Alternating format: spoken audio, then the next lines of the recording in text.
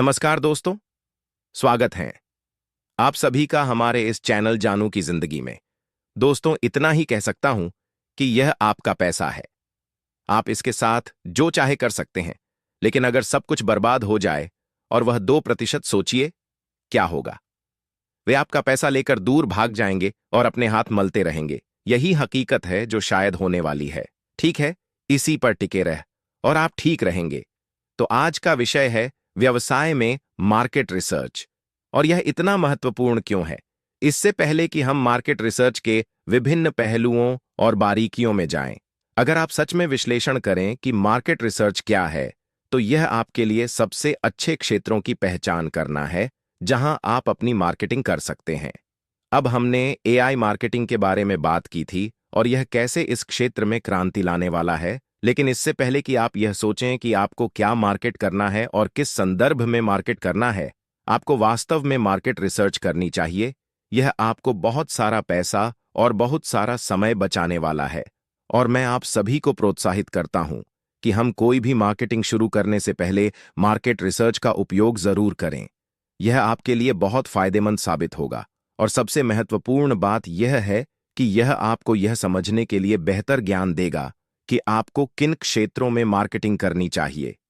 तो market research वास्तव में एक प्रक्रिया है जिसमें किसी बाजार के बारे में जानकारी इकट्ठा करना और उसका विश्लेषण करना शामिल है, जिसमें बाजार का आकार, उसमें मौजूद विशेषताएं और ग्राहकों की आवश्यकताएं शामिल हैं, ताकि व्यापारिक निर्णय लेने में सहायता मिल सके। सरल शब्दों में इसका मतलब है कि आप देखें कि आपके ग्राहक क्या ढूंढ रहे हैं, किस क्षेत्र में ढूंढ रहे हैं, और आपको वह जानकारी कहां से मिलेगी। यह व्यवसायों को अपने लक्षित दर्शकों को समझने, उसमें मौजूद अवसरों की पहचान करने और प्रतिस्पर्धा का मूल्यांकन करने में मदद करता है। तो चलिए और विस्तार से देखते हैं कि मार्केट रिसर्च क्या है और इसमें क्या-क्या शामिल होता है। डाटा इकट्ठा करना जाहिर तौर पर बहुत बहुत महत्वपूर्ण है। सर्वेक्षण, फोकस ग्रुप, साक्षात्कार के माध्यम से जानकारी एकत्र करना और मौजूदा डाटा का विश्लेषण करना वास्तव में वह मुख्य तरीका है जहां से आप सचमुच जानकारी पकड़ने जा रहे हैं। यह सुनिश्चित करना है कि जब आप किसी विशेष क्षेत्र में मछली पकड़ने जाएं तो आपने जिस क्षेत्र में रिसर्च की है उसमें बिक्री की संभावना और संभावना को बढ़ा रहे हैं, यानी आप खुद को सबसे अच्छा मौका दे रहे हैं। तो सर्वेक्षण निश्चित रूप से यह जानने का शानदार तरीका है कि ग्राहक वास्तव में क्या ढूंढ रहे हैं और क्या चाहते हैं। आप इसे बहुत आसानी से अपने खुद के सोशल मीडिया पर किसी ना किसी रूप में कर सकते हैं। किसी को कुछ बेचने की कोशिश करने के बजाय क्यों ना उन्हें एक सर्वे भेजें जिसमें लिखा हो, मैं एक नए व्यवसाय से जुड़ा हूं और मैं इसके संभावित क्षेत्रों का विश्लेषण कर रहा हूं। क्या आप थोड़ी सी प्रश्नावली भरने में मदद करेंगे कि अब आप इसे ऑनलाइन भी बहुत ही आसानी से कर सकते हैं। आप इसे इलेक्ट्रॉनिक रूप से भी कर सकते हैं। आप इसे इस तरह से कर सकते हैं कि लोगों को बस एक बॉक्स पर क्लिक करना हो जिससे आपको वह विश्लेषणात्मक डाटा वापस मिल जाए, और इससे आपको विभिन्न जनसंख्यिकी, आयु वर्ग, लिंग, क्षेत्र, लोग क्या खोज रहे हैं, कीमतें आदि के बारे में और आप अपने सर्वे को कैसे तैयार करें, इसकी कहीं बेहतर जानकारी मिलेगी। लेकिन यह जानकारी इकट्ठा करने का एक बहुत ही आसान तरीका है। फोकस समूह भी, अगर आप किसी समूह का हिस्सा हैं, उदाहरण के लिए अगर आप क्रोशिया कंबल बेचने की सोच रहे हैं, तो क्यों ना किसी ऐसे क्रोशिया समूह में शामिल हो जो खास तौर पर क्रोशिया कंबलों पर केंद्रित हो, और फिर आपको यह जानने में कहीं बेहतर समझ मिलेगी कि लोग क्या ढूंढ रहे हैं, किस तरह के क्रोशिया की मांग है आदि। मैं इसे सिर्फ एक उदाहरण के तौर पर इस्तेमाल कर रहा हूं, लेकिन जाहिर है हमारे व्यवसाय टेक टेंट्स में हम डिजिटल उत्पादों और सेवाओं और उनके भीतर की विशिष्टताओं को देखेंगे। याद रखिए, मैंने पिछले दिन जिन बातों पर चर्चा की थी उनमें से एक थी नीच मार्केट्स और उसमें अपनी नीच ढूंढना। जाहिर है फोकस ग्रुप्स इसमें आपकी मदद करेंगे। साक्षात्कार भी हमेशा बहुत अच्छे होते हैं। क्यों ना उन क्षेत्रों में दक्ष लोगों को खोजने की कोशिश करें जो आकर उन विशिष्ट विषयों पर बात कर सकें। फिर से अगर आप वीडियो बना रहे हैं तो इससे आपकी दर्शक संख्या बढ़ेगी, लेकिन साथ ही लोगों की आपके द्वारा दी जाने वाली चीजों में रुचि भी बढ़ेगी। इन सभी छोटी छोटी चीजों से आपको विश्लेषणात्मक डाटा मिलता है, जिसे आप अपने मार्केट रिसर्च में इस्तेमाल कर सकते हैं, ताकि जब आप अपनी मार्केटिंग कैंपेन की बात करें तो आपके पास एक कहीं बेहतर समझ हो।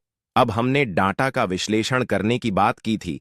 ग्राहकों के व्यवहार, बाजार की गतिशीलता और प्रतिस्पर्धी परिदृश्य से संबंधित रुझानों, पैटर्न और जानकारियों की पहचान के लिए सामूहिक जानकारी की व्याख्या करना आपके लिए नेविगेट करना बहुत आसान बना देता है।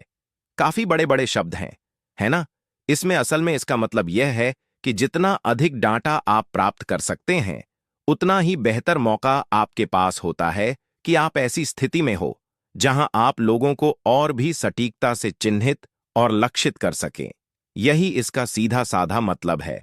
जो मैंने अभी कहा, यह स्पष्ट रूप से आपके मार्केटिंग अभियान को कहीं अधिक सटीक बना देता है। आप उस डाटा की गतिशीलता का उपयोग कर सकते हैं जो भी तरीके से आपने डाटा प्राप्त किया है, और आप उसे अपने मार्केटिंग अभियान में इस तरह शामिल कर सकते हैं कि आपको ठीक ठीक पता चल सके कि लोग किन मुख्य तत्वों की तलाश कर रहे हैं। फिर से यह आपके द्वारा बेचे जा रहे किसी भी उत्पाद की बिक्री में बदल जाएगा। आपकी दुकान में उपलब्ध ही नहीं है जिन्हें वे खरीदना चाहते हैं। इसलिए यह आपको एक बार फिर से यह समझने में मदद करेगा कि लोग वास्तव में डिजिटल बाजार में अपने लिए क्या खरीदना चाहते हैं। तो मुझे सच में लगता है कि आप जानते हैं, हम इस बाजार अनुसंधान के साथ ऐसी स्थिति में हैं कि हम इसे अपनी मार्केटिंग अभियानों में उपयोग कर सकते हैं। जब मैं यह कह रहा हूं तो मेरी बात ध्यान से सुनें। बाजार अनुसंधान समय की बर्बादी नहीं है। यह इतना इतना महत्वपूर्ण है कि आप किसी भी मार्केटिंग अभियान को शुरू करने से पहले यह किया जाए, जितना समय आप पूर्व निरीक्षण में लगाते हैं, जो वास्तव में बाजार अनुसंधान ही है, वह आपके पूरे मार्केटिंग प्रयास में कहीं अधिक प्रभावी साबित होगा। चाहे आप इसे जैसे भी करें, यह मायने नहीं रखता कि आप किस तरह की मार्केटिंग करने वाले हैं, लेकिन सबसे पहले वह अनुसंधान जरूर करें। प्रतिस्पर्धा का मूल्यांकन करना भी निश्चित रूप से यह तय करने में महत्वपूर्ण है कि आप अपना अभियान कैसे चलाएंगे। प्रतिद्वंदियों की ताकत और कमजोरियों का विश्लेषण करना, ताकि आप उनके प्रतिस्पर्धी परिदृश्य को समझ सकें और ऐसी रणनीतियां विकसित कर सकें जो उनसे अलग हो। यह देखना भी बहुत जरूरी है कि उनकी मार्केटिंग रणनीति क्या है। तो उदाहरण के लिए चलिए ओ कनेक्ट का ही इस्तेमाल करते हैं। हम उस उत्पाद को जानते हैं। हमें पता है कि उसमें कई अन्य प्रतियोगी भी हैं। मैं एक का उपयोग कर रहा हूं। मैं StreamYard का इस्तेमाल कर रहा हूं। हमें पता है कि ZM भी है। हमें यह भी पता है कि Microsoft Rooms भी है और कई अन्य वेब वीडियो कॉन्फ्रेंसिंग प्लेटफॉर्म्स भी मौजूद हैं। फिर से अपना शोध करें, देखें और जांचें। बस गूगल पर जाएं, YouTube पर जाएं और देखें कि उनकी मार्केटिंग कैंपेन कैसी दिखती है। यह आपको एक अच्छा आइडिया देता है, लेकिन यह भी बताता है कि आप उनसे अलग कैसे हो सकते हैं। फिर से यह बहुत अच्छी जानकारी है जिसे आप अपनी मार्केटिंग कैंपेन चलाते समय उपयोग कर सकते हैं। व्यापारिक निर्णयों को सूचित करना ठीक है। इकट्ठा की गई और विश्लेषित जानकारी का उपयोग उत्पाद विकास, मार्केटिंग रणनीतियों, मूल्य निर्धारण और समग्र व्यापार योजना के बारे में सूचित निर्णय लेने के लिए करना भी आपकी बिक्री के लिए महत्वपूर्ण है। मुझे पता है कि मैं डिजिटल उत्पादों और सेवाओं के लिए मार्केटप्लेस में रहने वाला हूं, तो अभी क्यों ना शुरू करें ChatGPT या जेमिनाई, या यहां तक कि गूगल ब्राउज़र पर जाए ऐसे कीवर्ड डालें जो डिजिटल उत्पादों के लिए बहुत विशिष्ट हो, और जो एनालिटिक्स आपको मिल रही है उसका उपयोग अपने व्यवसाय के लाभ के लिए करें। अन्यथा जब आप कोई भी मार्केटिंग करने आएंगे, चाहे वह व्यवसाय के माध्यम से हो, चाहे वह आपकी अपनी तरफ से हो, चाहे वह किसी तीसरे पक्ष के माध्यम से हो, या आप जैसे भी करने वाले हो, अगर आपके पास कोई योजना नहीं है क्योंकि आपने कोई शोध नहीं किया है, तो आप कैसे जानेंगे कि कहां टारगेट करना है? इसका कोई मतलब नहीं बनता। आप बस सचमुच पैसे फेंक रहे हैं और उम्मीद कर रहे हैं कि कुछ तो काम कर जाए। अपने व्यवसाय के भीतर सक्रिय रहने के बजाय जो आप अब भी कर सकते हैं और उत्पादों और सेवाओं के संदर्भ में एक अच्छी सी क्या करें और क्या ना करें कि सूची तैयार करने के बजाय क्यों ना आप अभी से ही अपना मार्केटिंग रिसर्च शुरू करें। एक सर्वेक्षण जारी करें कि लोग डिजिटल उत्पादों में क्या ढूंढ रहे हैं। बहुत आसान है, आप कुछ बेच नहीं रहे हैं, आप बस लोगों से पूछ रहे हैं कि अगर आप अभी कोई डिजिटल उत्पाद या सेवा खरीदते तो आप किस चीज की तलाश करते, और फिर आप इसे और विस्तार दे सकते हैं। अगर आप कोई खरीदते तो आप इसकी कितनी कीमत लगाते, आप इसे कितने समय तक रखना चाहेंगे, 1 महीने के लिए या सब्सक्रिप्शन के तौर पर, या एक बार में खरीदना चाहेंगे। इन सभी तरह की बातें आपकी मदद करेंगी और आप उस सर्वेक्षण सूची को और भी बढ़ा सकते हैं, ठीक है, ताकि जब आप अपना रिसर्च कर रहे हो तो आपके दिमाग में आने वाली हर तरह की बात उसमें शामिल हो सके। ठीक है, यह सब पूरी तरह से समझ में आता है और वास्तव में यह एक तार्किक योजना बनाना है। ठीक है, यह एक कार्य योजना है कि आप अपना व्यवसाय कैसे शुरू करें ताकि आप अपनी पूरी क्षमता के साथ उसे आगे बढ़ा सकें और पैसे की बर्बादी ना हो। मेरे लिए मार्केट रिसर्च मेरी प्राथमिकता में सबसे ऊपर है। यह वह चीज है जो मैं अभी कर रहा हूं।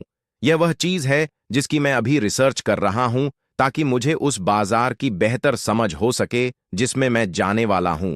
आप जानते हैं कि हम डिजिटल उत्पादों और सेवाओं के बाजार में होने वाले हैं। ठीक है, यही है जो हम करने वाले हैं। हाँ, इसमें भौतिक चीजें भी होंगी। हाँ, इसमें ऐसी चीजें भी होंगी जिनके बारे में हमें अभी पता नहीं है, लेकिन हमें यह जरूर पता है कि इसमें डिजिटल उत्पाद और सेवाएं होंगी। तो क्यों ना आप अभी से ही अपने मार्केट रिसर्च की यात्रा शुरू करें। जब तक हम आपको करने के लिए कुछ दे रहे हैं, यह आपके लिए बहुत बहुत फायदेमंद साबित होगा। जब हम अगले चरण में जाएंगे और तब आप वह सारा डाटा इस्तेमाल कर सकते हैं। जो दोस्तों, आज के लिए हमारे चैनल जानू की जिंदगी में बस इतना ही, फिर मिलेंगे।